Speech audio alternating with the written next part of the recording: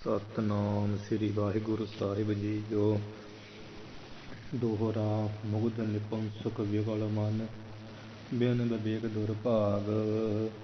ਨੀਚ ਕਰਮ ਨੀਚ ਹੈ ਕਰੇ, ਗੁਰ ਨਿੰਦਾ ਮਹਿ ਰਾਗ। ਮੁਗਧ ਨਿਪੁੰਸਕ ਵਿਕਲ ਮਨ।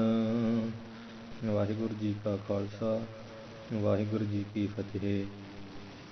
ਕੱਲ੍ਹ ਆਪਾਂ ਜੋ ਸਰਗਤਾਵਲੀ ਦਾ ਦੂਸਰਾ ਅਧਿਆਇ ਪੜ੍ਹ ਰਹੇ ਸਾਂ। ਸਮਾਂ ਪੂਰਾ ਹੋਣੇ ਕਰਕੇ ਪੰਜ ਹੀ ਜਿਹੜੇ ਉਹ ਦੌਰੇ ਕੀਤੇ ਸੀ ਚੌਪਈ ਸਮੇਤ, ਅਤੇ ਚੌਪਈ ਦੋਹਰੇ ਪੜ੍ਹ ਕੇ ਪੰਜ ਜਿਹੜੇ ਹੋ ਚੁੱਕੇ ਆ। ਛੰਦ ਛੇਵਾਂ ਜਿਹੜਾ ਅੱਜ ਆਪਾਂ ਪੜ੍ਹੀਏ, ਜਿਸ ਵਿੱਚ ਗੁਰੂ ਦੀ ਮਹਿਮਾ ਵਡਿਆਈ ਪੰਡਿਤ ਹਰਦਿਆਲ ਜੀ ਸੰਤ ਮਹਾਂਪੁਰਸ਼ ਦੱਸ ਰਹੇ। ਦੋਹਰਾ ਮੁਗਧ ਨਿਪੁੰਸਕ ਵਿਕਲ ਮਨ। ਚੰਡਾਲਾਂ ਦੇ ਘਰ ਜਨਮ ਲੈ ਕੇ ਉਹ ਕੋਈ ਬੁੱਧੀਮਾਨ ਨਹੀਂ ਹੁੰਦਾ। ਪਿੱਛੇ ਆਇਆ ਨਾ ਵੀ ਉਪਜੇ ਪੁੰਨ ਤੇ ਸਵਪਚਾਦ ਕਰੇ, ਭਾਵ ਜਿਹੜੇ ਸਵੈ ਆਪਣੇ ਆਪ ਨੂੰ ਮਾਰ ਕੇ ਪਚਾ ਖਾ ਲੈਣ ਵਾਲੇ ਆ ਤੇ ਉਹ ਹੀ ਪੈਦਾ ਹੁੰਦੇ ਆ ਚੰਡਾਲਾਂ ਦੇ ਘਰ। ਤੇ ਚੰਡਾਲਾਂ ਦੇ ਘਰ ਪੈਦਾ ਹੋ ਕੇ ਤੇ ਉਹ ਜਨਮ ਲੈ ਕੇ ਕੋਈ ਬੁੱਧੀਮਾਨ ਜਾਂ ਸਿਆਣੇ ਨਹੀਂ ਹੁੰਦੇ, ਸਗੋਂ ਮੁਗਧ ਨਿਪੁੰਸਕ ਵਿਕਲ ਮਨ। ਮੁਗਧ ਮੂਰਖ ਜਮਾਂ, ਨਿਪੁੰਸਕ ਹਿਜੜਾ ਨਾ ਮਰਦ ਖੁਸਰਾ ਜਿਹਨੂੰ ਕਹਿੰਦੇ, ਉਹ ਨਿਪੁੰਸਕ ਹਿਜੜੇ ਨਮਰਦ ਖੁਸਰੇ ਪੈਦਾ ਹੁੰਦੇ ਆ। ਤੇ ਉਸਦਾ ਜਿਹੜਾ ਮਨ ਆ ਉਹ ਸਦਾ ਹੀ ਵਿਕਲ ਬੇਚੈਨ ਹੀ ਰਹਿੰਦਾ। ਵਿਕਲ ਦਾ ਅਰਥ ਬੇਚੈਨ, ਤੇ ਜਾਂ ਵੀ ਉਹਦਾ ਮਨ ਹਮੇਸ਼ਾ ਵਿਕਲ ਟੇਢਾ ਹੀ ਰਹਿੰਦਾ। ਕੋਈ ਉਹਦਾ ਮਨ ਏਡਾ ਸਥਿਰ ਨਹੀਂ ਹੁੰਦਾ, ਸਗੋਂ ਬੇਚੈਨੀ ਬਣੀ ਰਹਿੰਦੀ ਹੈ, ਚੈਨ ਨਹੀਂ ਉਹਨੂੰ ਰਹਿੰਦਾ, ਸ਼ਾਂਤੀ ਨਹੀਂ ਰਹਿੰਦੀ। ਇਹ ਗੁਰੂ ਦੀ ਵੇਖੋ ਅਵੱਗਿਆ ਕਰਨ ਦਾ ਇੰਨਾ ਮਾੜਾ ਫਲ ਆ। ਜਿਹੜਾ ਗੁਰੂ ਦਾ ਧਨ ਚੋਰੀ ਕਰਦਾ ਤੇ ਉਹਦੇ ਕਿੰਨਾ ਮਾੜਾ ਫਲ ਪਾਉਂਦਾ। ਆਪਣਾ ਤੇਜ ਪ੍ਰਤਾਪ ਵੀ ਗਵਾ ਬਹਿੰਦਾ, ਸੰਪਤੀ ਧਨ ਐਸ਼ਵਰਜ ਮਾਇਆ ਧਰਮ ਸ਼ੁਭ ਗੁਣ ਟਲ ਜਾਂਦੇ, ਨਰਕ 'ਚ ਪੈਂਦਾ। ਫਿਰ ਜੇ ਜਨਮ ਹੀ ਲੈਂਦਾ ਨਰਕਾਂ ਤੋਂ ਬਾਅਦ ਚੰਡਾਲਾਂ ਘਰ, ਤੇ ਉਹ ਪੈਦਾ ਹੋ ਕੇ ਮੂਰਖ ਹੀ ਰਹਿੰਦਾ, ਹਿਜੜਾ ਖੁਸਰਾ ਟੇਢੇ ਮਨ ਵਾਲਾ। ਬਿਨ ਵਿਵੇਕ ਦੁਰਭਾਗ। ਵਿਵੇਕ ਭਾਵ ਜਿਹੜਾ ਗਿਆਨ ਹੈ, ਜੀਵ ਈਸ਼ ਦੀ ਏਕਤਾ ਦਾ ਗਿਆਨ ਹੈ, ਜਾਂ ਸਿੱਧਾ ਵਿਵੇਕ ਦਾ ਅਰਥ ਗਿਆਨ, ਵਿਚਾਰ। ਵਿਚਾਰ ਤੋਂ, ਗਿਆਨ ਤੋਂ ਇਹ ਤੋਂ ਵੀ ਬਿਨ ਕਹੀਏ ਬਗੈਰ ਹੀ ਹੁੰਦਾ ਉਹ। ਤੇ ਉਹਦੇ ਜਿਹੜੇ ਭਾਗ ਉਹ ਵੀ ਚੰਗੇ ਨਹੀਂ ਹੁੰਦੇ। ਦੁਰ ਭਾਗ, ਦੁਰ ਕਹੀਏ ਖੋਟੇ, ਭਾਗ ਭਾਗ ਖੋਟੇ ਭਾਗ ਹੁੰਦੇ। ਖੋਟੇ ਭਾਗ ਬਿਨਾਂ ਗਿਆਨ ਤੋਂ, ਮੂਰਖ ਜਮਾ ਹੀ ਹਿਜੜਾ ਟੇਢੇ ਮਨ ਵਾਲਾ, ਬੇਚੈਨ ਮਨ ਵਾਲਾ। ਨੀਚ ਕਰਮ ਨੀਚ ਹੈ ਕਰੇ। ਉਹ ਨੀਚ ਘਰ ਵਿੱਚ ਪੈਦਾ ਹੋਇਆ ਚੰਡਾਲਾਂ ਦੇ, ਤੇ ਨੀਚ ਕਰਮ ਕਰਨ ਵਾਲਾ, ਨੀਚ ਕਰਮਾਂ ਵਾਲਾ, ਕਿਉਂਕਿ ਮਾੜੇ ਕੰਮ ਕੀਤੇ, ਮਾੜੇ ਕੰਮਾਂ ਕਰਕੇ ਨੀਚ ਕਰਮਾਂ ਵਾਲਾ ਹੋਇਆ। ਨੀਚ ਕਰਮਾਂ ਵਾਲਾ ਮਨੁੱਖ ਨੀਚ ਹੈ ਕਰੇ, ਤੇ ਕੰਮ ਨੀਚਾਂ ਵਾਲੇ ਕਰਦਾ। ਜੇ ਨੀਚ ਕਰਮਾਂ ਕਰਕੇ ਮਾੜੇ ਘਰ ਜਨਮ ਵੀ ਹੋ ਜੇ ਨਾ ਕਿਤੇ, ਤੇ ਕੰਮ ਹੀ ਚੰਗੇ ਕਰ ਲਏ ਤਾਂ ਵੀ ਉੱਤਮ ਹੋ ਜਾਂਦਾ। ਪਰ ਉਹ ਜਿਹੜਾ ਗੁਰੂ ਦੀ ਅਵੱਗਿਆ ਕਰਨ ਵਾਲਾ, ਉਹ ਤਾਂ ਕਹਿੰਦੇ ਨੀਚ ਕਰਮਾਂ ਵਾਲਾ ਸੀ। ਨੀਚ ਕਰਮਾਂ ਕਰਕੇ ਇਹੋ ਜਿਹੀ ਦੁਰਗਤੀ ਹੋਈ, ਤੇ ਫਿਰ ਕੀ ਕਰਦਾ, ਪੈਦਾ ਹੋ ਕੇ ਵੀ ਨੀਚ ਹੈ, ਨੀਚ ਕਰਮ ਹੀ ਕਰਦਾ ਹੈ। ਗੁਰ ਨਿੰਦਾ ਮਹਿ ਰਾਗ। ਤੇ ਉਸ ਮੂਰਖ ਦਾ ਸਭ ਤੋਂ ਵੱਡਾ ਔਗਣ, ਜਿਹੜੇ ਗੁਰੂ ਹੈ ਨਾ, ਗੁਰੂ ਦੀ ਨਿੰਦਿਆ ਕੰਨਾਂ ਨਾਲ ਸੁਣਨ ਵਿੱਚ, ਜਾਂ ਰਸਨਾ ਨਾਲ ਗੁਰੂ ਦੀ ਨਿੰਦਿਆ ਕਰਨ ਵਿੱਚ ਹੀ ਉਹਦਾ ਜਿਹੜਾ ਰਾਗ ਕਹੀਏ ਪ੍ਰੇਮ ਲੱਗਾ ਰਹਿੰਦਾ। ਪਹਿਲਾਂ ਮਾੜੇ ਕਰਮਾਂ ਕਰਕੇ ਤੇ ਮਾੜੀ ਦੁਰਗਤੀ ਹੋਈ ਤੇ ਪੈਦਾ ਹੋਇਆ ਉਹ ਜਿਹੀ ਥਾਂ, ਤੇ ਫਿਰ ਉਹ ਗਿਆਨੀ ਨਹੀਂ ਨਾ, ਇਸ ਕਰਕੇ ਗੁਰੂ ਦੀ ਨਿੰਦਿਆ ਸੁਣਨ ਕਰਨ ਵਿੱਚ ਬੜਾ ਉਹਦਾ ਰਾਗ ਕਹੀਏ ਪ੍ਰੇਮ ਲੱਗਾ ਰਹਿੰਦਾ। ਤੇ ਚੌਪਈ ਗਿਆਨ ਸੁਲਾਕਾਂ ਦੈ ਬੁੱਧ ਲੋਚਨ। ਇੱਥੇ ਦੈ ਪਾਠ ਹੈ, ਦਦੇ ਦਲਾਵਾਂ, ਲਾਵਾਂ ਦਾ ਪਾਠ ਨਹੀਂ। ਅੱਗੇ ਇਹ ਜਿਹੜੀ ਚੌਪਈ ਆ ਉਹਦੇ ਵਿੱਚ ਨਾ ਗੁਰੂ ਦਾ ਹੁਣ ਜਿਹੜਾ ਕਰਮ ਕਰਤੱਵ ਪ੍ਰਕਿਰਿਆ ਦੱਸਦੇ ਆ ਕਿ ਗੁਰੂ ਜਿਹੜਾ ਭਾਵਨਾ ਵਾਲੇ ਸਿੱਖ ਨੂੰ ਕਿਸ ਪ੍ਰਕਾਰ ਬਖਸ਼ਿਸ਼ ਕਰਦੇ, ਕਿਸ ਤਰ੍ਹਾਂ ਉਹਦਾ ਗਿਆਨ ਦੂਰ ਕਰਦੇ। ਗਿਆਨ ਸੁਲਾਕਾਂ ਦੈ ਬੁੱਧ ਲੋਚਨ। ਗੁਰੂ ਆਪਣੀ ਕਿਰਪਾ ਦ੍ਰਿਸ਼ਟੀ ਮਿਹਰ ਕਰਕੇ ਕੀ ਕਰਦੇ ਆ, ਗਿਆਨ ਬਖਸ਼ਦੇ। ਤੇ ਗਿਆਨ ਬਖਸ਼ਦੇ ਭਾਵ ਗਿਆਨ ਰੂਪੀ ਸੁਲਾਕਾਂ ਕਹੀਏ, ਸਲਾਈਆਂ। ਹਾਂ, ਸਲਾਈਆਂ ਹੁੰਦੀਆਂ ਨਾ, ਸਲਾਈ ਜਿਹੜੀ ਆਪਾਂ ਕਹਿੰਦੇ ਹਾਂ ਸਲਾਈ ਲਿਆਓ ਅਤੇ ਉਹ ਸੁਰਮੁਚੂ ਵਿੱਚ ਸੁਰਮਾ ਕੱਢ ਕੇ ਅਤੇ ਅੱਖਾਂ ਵਿੱਚ ਪਾਈਦਾ। ਇਹ ਅੰਤਰੀ ਵਿਭਾਗ ਆ ਵੀ ਗੁਰੂ ਕੀ ਕਰਦੇ ਆ, ਗਿਆਨ ਰੂਪੀ ਸੁਲਾਕਾਂ ਕਹੀਏ, ਸਲਾਈਆਂ ਦੇ ਕੇ ਦੇ ਕੇ ਜਿੱਥੇ ਮਨ ਅਤੇ ਬੁੱਧ ਰੂਪੀ ਲੋਚਨ ਕਹੀਏ ਨੇਤਰਾਂ ਵਿੱਚ। ਅਤੇ ਕਰਦੇ ਕੀ ਹੈ, ਕਰ ਹੈ ਤਮ ਅਗਿਆਨ ਵਿਮੋਚਨ। ਜਿਹੜਾ ਅਗਿਆਨ ਰੂਪੀ ਤਮ ਕਹੀਏ ਹਨੇਰਾ ਆ, ਅੰਧਕਾਰ ਆ, ਗੁਬਾਰਿਆ, ਉਹਨੂੰ ਵਿਮੋਚਨ ਕਹੀਏ, ਕੱਟ ਦੇਣਾ। ਕਰ ਹੈ ਕਹੀਏ, ਕਰਦੇ ਹੈ, ਕਰਦੇ ਰਾਰੇ ਨੂੰ ਸਿਹਾਰੀ। ਕਰ ਹੈ ਤਮ, ਕਰਦੇ ਹੈ ਤਮ ਕਹੀਏ ਹਨੇਰੇ ਨੂੰ, ਕਿਹੜਾ ਅਗਿਆਨ ਦਾ, ਉਹਨੂੰ ਕਰ ਦਿੰਦੇ ਆ, ਅਗਿਆਨ ਦੇ ਹਨੇਰੇ ਨੂੰ ਵਿਮੋਚਨ ਕਹੀਏ, ਕੱਟ ਦੇਣਾ। ਇੱਦਾਂ ਵੀ ਅਰਥ ਲੱਗ ਜਾਂਦਾ। ਇੱਕ ਪ੍ਰਕਰਨ ਵਧਾਉਣ ਦੇ ਲਈ ਕਿ ਗੁਰੂ ਜਿਹੜੇ ਆ ਗਿਆਨ ਰੂਪੀ ਸੁਲਾਕਾਂ ਸਲਾਈਆਂ ਦੇ ਕੇ ਮਨ ਬੁੱਧ ਰੂਪੀ ਜਿਹੜਾ ਆ ਨੇਤਰਾਂ ਦੇ ਵਿੱਚ ਤੇ ਕਰਦੇ ਆ ਅਗਿਆਨ ਰੂਪੀ ਹਨੇਰੇ ਨੂੰ ਕੱਟ ਦੇਣਾ। ਅਥਵਾ ਅਗਿਆਨ ਤੋਂ ਛੁਡਾ ਦਿੰਦੇ ਗੁਰੂ, ਕਿਉਂਕਿ ਜਿਹੜਾ ਮੁੱਚਣ ਨਾਮ ਛੱਡਣ ਦਾ ਵੀ ਹੁੰਦਾ। ਇੱਥੇ ਹੋੜੇ ਨਾਲ ਵਿਮੋਚਨ ਆ ਗਿਆ, ਇਸ ਕਰਕੇ ਕੱਟ ਦੇਣਾ, ਛੱਡ ਦੇਣਾ, ਅਗਿਆਨ ਤੋਂ ਛੁਡਾ ਦਿੰਦੇ ਗੁਰੂ ਜੀ ਅਗਿਆਨ ਦੇ ਹਨੇਰੇ ਤੋਂ। ਅਤੇ ਅਗਿਆਨ ਦੇ ਹਨੇਰੇ ਤੋਂ ਜਿਹੜਾ ਉਹਨੂੰ ਕੱਟ ਦੇਣਾ ਕਰਦੇ ਹੈ। ਕੀ ਦੇ ਕੇ, ਗਿਆਨ ਰੂਪੀ ਸਲਾਈਆਂ ਦੇ ਕੇ। ਨਿਗਾਹ ਤੇਜ਼ ਕਰ ਦਿੰਦੇ ਵਿਚਾਰ ਰੂਪੀ ਆਪਣੇ ਜਗਿਆਸੂ ਸਿੱਖ ਦੀ।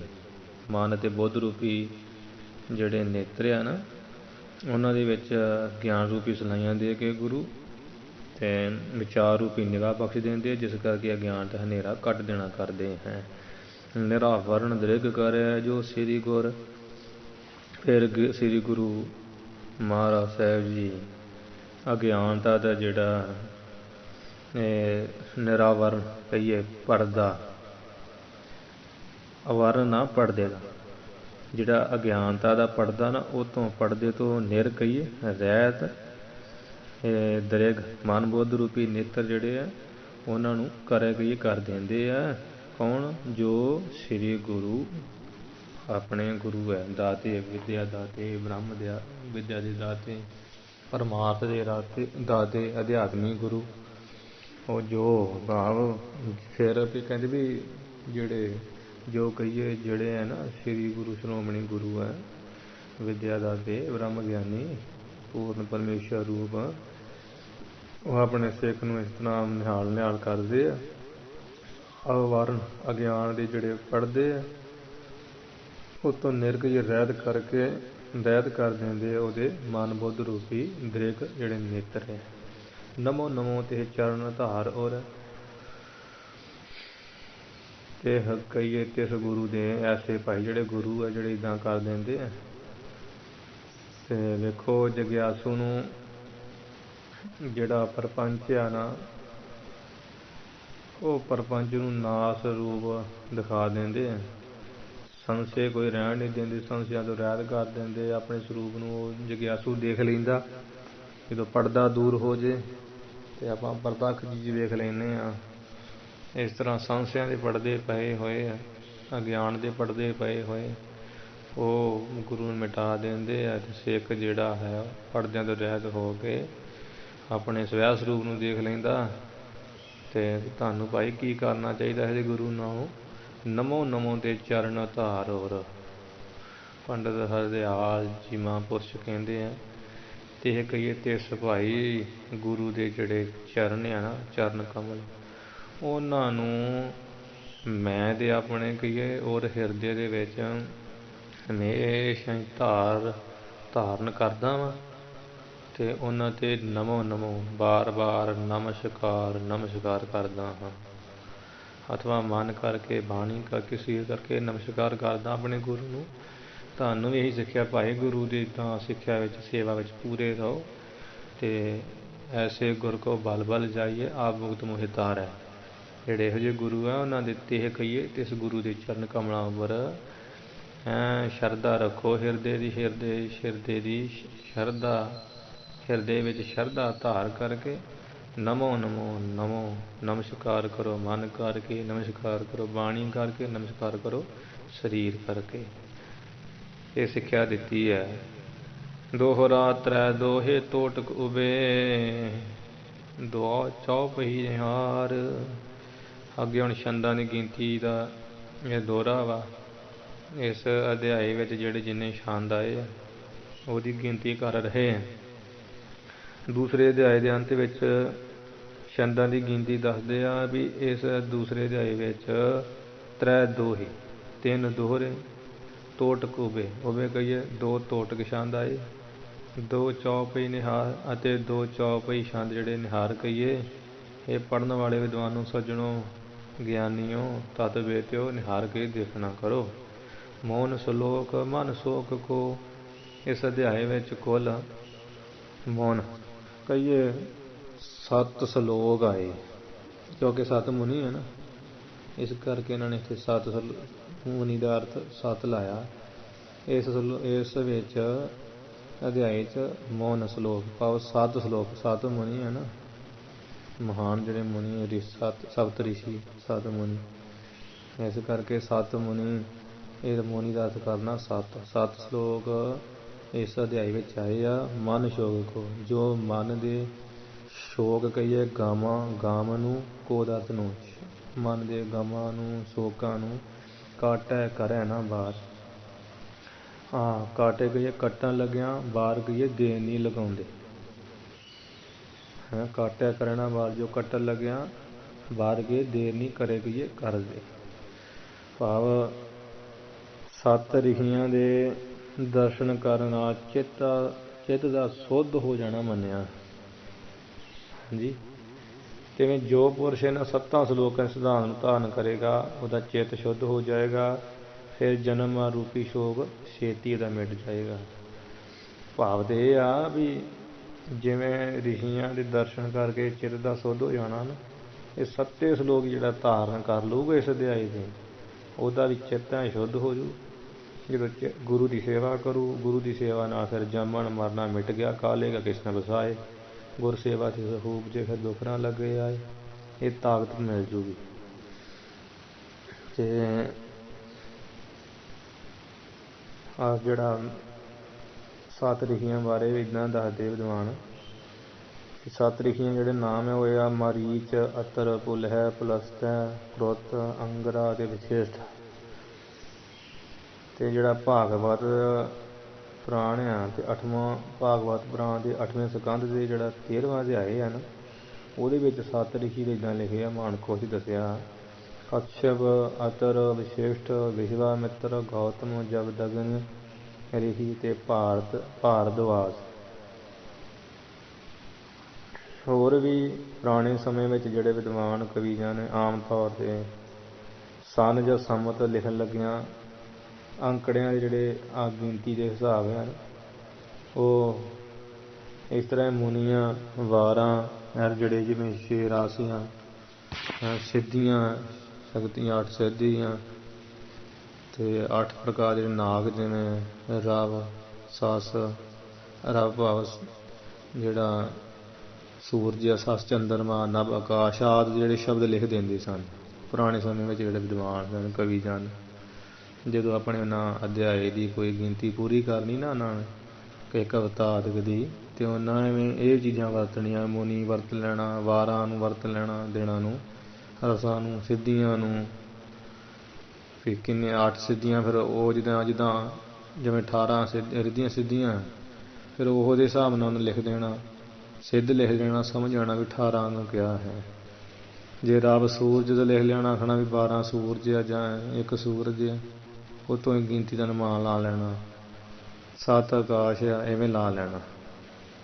ਜਿਸ ਤੋਂ ਵਿਦਵਾਨਾਂ ਜਾਂ ਪੜ੍ਹਾਉਣ ਵਾਲੇ ਉਸਤਾਦ ਵਾਰ ਹੈ, ਮੁਨੀ ਤੋਂ ਭਾਵ 7, ਸਿੱਧੀ ਤੋਂ ਭਾਵ 8, ਸੱਸ ਚੰਦਰਮਾ ਰਵ ਸੂਰਜ ਇਹ ਤੋਂ 1, ਇਸ ਤਰ੍ਹਾਂ ਅਤੇ ਰਮਕਾਮ ਤੋਂ 0 ਦਾ ਭਾਵ ਲੈ ਕੇ ਜੋੜ ਕਰਦੇ ਸਨ। ਮਤਲਬ ਜਦੋਂ ਇਹ ਨਾ ਆ ਜੇ ਸਮਝ ਲੈਣਾ ਵੀ ਇੰਨਾ ਅੱਖਰ ਦਾ ਵਾਜ ਗਿਆ।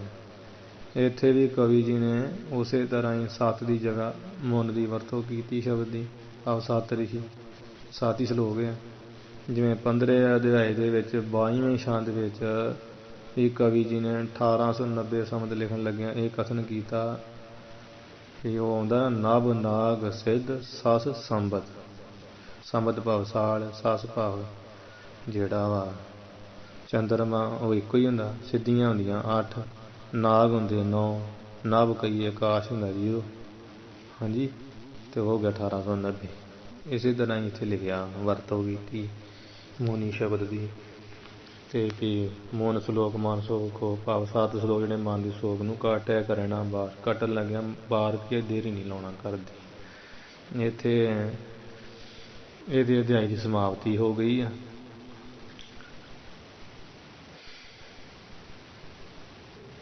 ਅਤੇ ਇਹ ਜੇ ਜਦੋਂ ਆਪਾਂ ਸਾਰਾ ਅਧਿਆਇ ਪੜ੍ਹਾਂਗੇ, ਇੱਕ ਤਾਂ ਪਹਿਲਾ ਦੋਹਰਾ ਹੁੰਦਾ,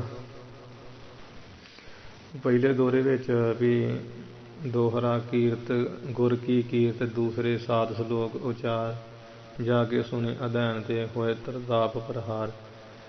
ਅਤੇ ਉੱਥੋਂ ਉਹ ਦੋਹਰਾ ਗਿਣਤੀ ਵਿੱਚ ਨਹੀਂ ਲਿਆਉਣਾ, ਕਿਉਂਕਿ ਜੇ ਉਹ ਵੀ ਪਾ ਲਾਂਗੇ ਨਾ ਆਪਾਂ, ਅਤੇ ਅਖੀਰਲਾ ਪਾ ਲਾਂਗੇ ਦੋਹਰਾ ਜਿਹੜਾ ਜਿਸ 'ਚ ਦੋਹਰਿਆਂ ਦੀ ਗਿਣਤੀ ਦੱਸੀ ਆ ਛੰਦਾਂ ਦੀ, 3 ਦੋਹੇ ਟੋਟ ਕੋ ਵੈਦਾ 2 ਚੌਪੀ ਨਿਹਾਰ, ਮਨ ਸਲੋਕ ਮਨ ਸੋਖ ਕੋ ਕਾਟੇ ਕਰੇ ਨਾ ਬਾਰ, ਫਿਰ ਗਿਣਤੀ 9 ਹੋ ਜੂਗੀ।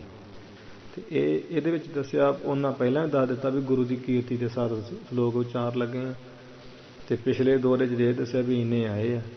ਇਸ ਕਰਕੇ ਵਿਚਲੇ ਜਿਹੜੇ 7 ਸਲੋਕ ਹੀ ਆ ਜਿਹੜੇ ਗੁਰੂ ਦੀ ਕੀਰਤੀ ਵਾਲੇ, ਉਹਨਾਂ ਦੀ ਗਿਣਤੀ ਮੰਨਣੀ ਹੈ। ਇਸ ਪ੍ਰਕਾਰ 7 ਸਲੋਕ ਇਹ ਮੰਨਣੇ ਆ। ਉਹ ਜਦੋਂ ਤੁਸੀਂ ਪੜ੍ਹਦੇ ਹੋ ਉੱਥੇ ਉੱਤੋਂ ਤੋਂ ਆਪੇ ਹਿਸਾਬ ਕਿਤਾਬ ਲੱਗ ਹੀ ਜਾਣਾ। ਜਿਸ 'ਚ ਗੁਰੂ ਦੀ ਕੀਰਤੀ ਕੀਤੀ ਉਹ 7 ਦੋਹਰੇ ਆ, ਅਤੇ ਜਿਹੜੇ 2 ਤੇ ਗੁਣਤੀਆਂ ਬਾਰੇ ਵੀ ਦੱਸੇ। ਇਤ ਸ੍ਰੀ ਸਾਰ ਕੁਤਾਵਲੀ ਤਾਸ ਤੁਤੀ ਅਧਿਆਇ, ਜੋ ਸ੍ਰੀ ਕਹੀਏ ਸ਼੍ਰੋਮਣੀ ਸੁਭਾਏ ਮਾਨ, ਸ਼ੋਭਾ ਵਾਲਾ ਸਾਰ ਕੁਤਾਵਲੀ ਸ੍ਰੇਸ਼ਟ ਉਗਤੀਆਂ ਜੁਗਤੀਆਂ ਦੀ ਆਵਲੀ ਪੰਕਤੀਆਂ ਵਾਲਾ ਇਹ ਗ੍ਰੰਥ ਹੈ। ਤਾਸ ਕਹੀਏ ਇਸ ਦਾ ਜਾਂ ਇਸ ਦਾ, ਦੁਤੀ ਕਹੀਏ ਜਿਹੜਾ ਦੂਸਰਾ ਅਧਿਆਏ ਹੈ, ਇੱਥੇ ਇਤੀ ਕਹੀਏ ਸਮਾਪਤ ਹੋਇਆ, ਸਮਾਪਤ ਹੁੰਦਾ ਹੈ। ਗੁਰ ਇੱਦਾਂ ਕਈ ਅਰਥ ਵੀ ਲਾ ਲਏ, ਇਤੀ ਕਹੀਏ ਇੱਥੇ ਸ਼੍ਰੋਮਣੀ ਸਾਰ ਕੁਤਾਵਲੀ ਗ੍ਰੰਥ, ਤਾਸ ਕਹੀਏ ਇਸ ਦਾ ਜਿਹੜਾ ਦੂਜਾ ਅਧਿਆਇ ਹੈ, ਇਤੀ ਕਹੀਏ ਸਮਾਪਤ ਹੋਇਆ। ਇਤੀ ਦਾ ਅਰਥ ਇੱਥੇ ਵੀ, ਇਤੀ ਦਾ ਅਰਥ ਸਮਾਪਤ ਵੀ ਹੁੰਦਾ। ਗੌਰ ਉਪਮਾ ਤਾਂ ਮੈਂ ਕਹੀ, ਤਾਂ ਮੈਂ ਕਹੀਏ, ਤਾਂ ਕਹੀਏ ਇਸ ਅਧਿਆਇ ਦੇ ਮੈਂ ਕਹੀਏ ਵਿੱਚ ਸੁਭਾਏ ਮਾਨ ਜਿਹੜਾ ਕਵੀ ਹੈ, ਕਵ ਹਰ ਦਿਆਲ ਸੁਭਾਏ, ਸੁਭਾਏ ਮਾਨ ਪਹਿਲਾ ਅਰਥ ਲਾਉਣਾ ਸੁਭਾਏ ਦਾ, ਜਿਹੜਾ ਸਹਿਜ ਸੁਭਾਏ। ਉਦੋਂ ਜਦੋਂ ਸੁਭਾਏ ਮਾਨ ਨਾਲ ਅਰਥ ਲਾਉਣਾ, ਉਦੋਂ ਬੱਬਾ ਭੱਬਾ ਮਿਲ ਕੇ ਉਚਾਰਨਾ। ਸੁਭਾਏ ਮਾਨ ਕਵੀ ਹਰਦਿਆਲ ਜੀ ਨੇ ਜਿਹੜੀ ਹੈ ਨਾ ਇਸ ਅਧਿਆਇ ਦੇ ਵਿੱਚ ਗੁਰ ਉਪਮਾ, ਗੁਰੂ ਦੀ ਉਪਮਾ ਵਡਿਆਈ ਮਹਿਮਾ ਕਹੀ ਹੈ, ਵਰਣਨ ਕੀਤੀ ਹੈ, ਵਰਣਨ ਕਰਕੇ ਕਹੀ ਹੈ। ਅਤੇ ਕਵ ਹਰਦਿਆਲ ਸੁਭਾਏ, ਅਤੇ ਕਿਵੇਂ ਕਹੀ ਆ? ਗੁਰ ਉਪਮਾ ਤਾਂ ਮੈਂ ਕਹੀ, ਇਸ ਅਧਿਆਇ ਵਿੱਚ ਗੁਰੂ ਦੀ ਉਪਮਾ ਵਡਿਆਈ ਕਹੀ ਆ ਕਵੀ ਹਰਦਿਆਲ ਜੀ ਨੇ ਕਿੱਦਾਂ? ਸੁਭਾਏ। ਹੁਣ ਭੱਬਾ ਪੂਰਾ ਬੋਲਣਾ, ਜਦੋਂ ਦੂਜਾ ਅਰਥ ਲਾਉਣਾ, ਜਦੋਂ ਪ੍ਰੇਮ ਦਾ ਵਾਚਕ ਲਾਉਣਾ। ਸੋ ਭਾਏ ਭਾਵ ਸੋ ਕਹੀਏ ਸ੍ਰੇਸ਼ਟ, ਭਾਏ ਕਹੀਏ ਪ੍ਰੇਮ ਨੂੰ ਹਿਰਦੇ ਵਿੱਚ ਧਾਰ ਕੇ ਗੁਰੂ ਦੀ ਉਪਮਾ ਵਰਣਨ ਕੀਤੀ ਹੈ। ਇੱਥੇ ਜਿਹੜਾ ਇਹ ਦੂਸਰਾ ਅਧਿਆਇ ਅੱਜ ਸਮਾਪਤ ਹੁੰਦਾ। ਭੁੱਲਾਂ ਚੁੱਕਾਂ ਦੀ ਖਿਮਾ ਜੀ। ਚਾਰਾਂ ਦੀ ਸਮਾਪਤੀ। ਕੱਲ੍ਹ ਥੋੜ੍ਹਾ ਰਹਿ ਗਿਆ ਸੀ, ਚਲੋ ਅੱਜ ਉਸ ਨੂੰ ਇਸ ਅਧਿਆਇ ਨੂੰ ਪੂਰਾ ਕਰ ਲਿਆ। ਇਤ ਸ੍ਰੀ ਸਾਰ ਕਤਾਵਲੀ ਤਾਸ ਦੁਤੀ ਅਧਿਆਏ। ਗੁਰ ਉਪਮਾ ਤਾ ਮੈਂ ਕਹੀ ਕਵ ਹਰ ਦਿਆਲ ਸੁਭਾਏ। ਇਹ ਸੁਭਾਏ ਪਾਠ ਪਹਿਲਾ ਲਾਉਣਾ, ਸੁਭਾਏ ਅਰਥ ਵਾਸਤੇ ਪੱਬਾ ਪੂਰਾ ਬੋਲ ਕੇ ਲਾਉਣਾ। ਵਾਹਿਗੁਰੂ ਜੀ ਕਾ ਖਾਲਸਾ, ਵਾਹਿਗੁਰੂ ਜੀ ਕੀ ਫਤਿਹ।